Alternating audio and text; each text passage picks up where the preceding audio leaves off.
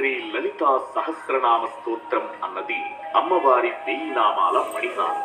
అయితే లలితాదేవి ఆవిర్భావానికి సంబంధించిన గాథ మాత్రం మనకు బ్రహ్మాండ పురాణంలోని లలితోపాఖ్యానంలో కనిపిస్తుంది. వేదాంగ పారగుడైన అగస్త్య మహర్షికి జ్ఞానప్రదాయకుడైన హయగ్రీవుడు లలితాదేవి ఎలా ఉద్భవించిందో వర్ణించాడు.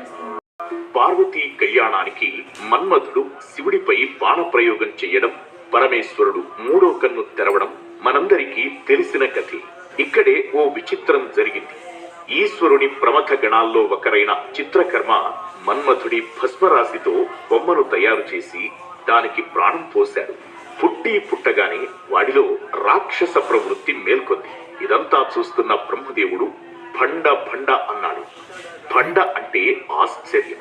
అది విన్న చిత్రకర్మ ఆ రాక్షసుడికి భండాసురుడు అనే పేరు పెట్టాడు. అసుర జాతిని ఏకం చేసిన భండాసురుడు దేవతల శక్తిని నిస్తేజింపజేశాడు. శూన్యక నగరమనే మహాసామ్రాజ్యాన్ని స్థాపించుకున్నాడు.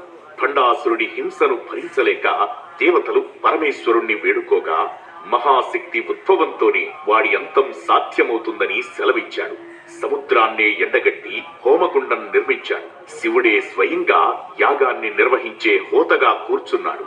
నిర్విఘ్నంగా కొనసాగిన మహాయాగంలో చివరికి దేవతలే సమితలై శరీర భాగాలను సమర్పించగా చిదగ్నికుండం నుంచి శ్రీలలిత మహాత్రిపుర సుందరి పరాభట్టారికాదేవి ఉద్భవించింది. అమ్మవారి కోసం రథం సిద్ధమైంది.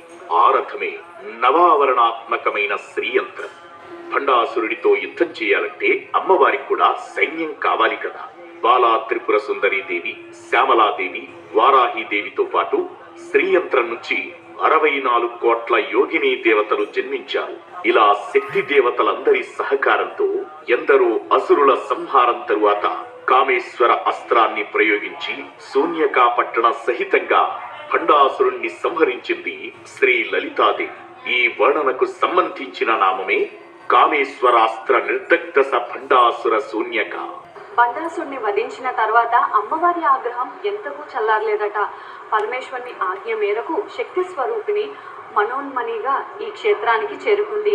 ఇక్కడే తపస్సును ఆచరించి శాంతిదాయకిగా కొలువయ్యింది. ఆపై అష్ట వాగ్దేవతలు ఈ ఆలయం చెంతనే లలితా సహస్రనామాన్ని రచించారు అని స్థల పురాణం.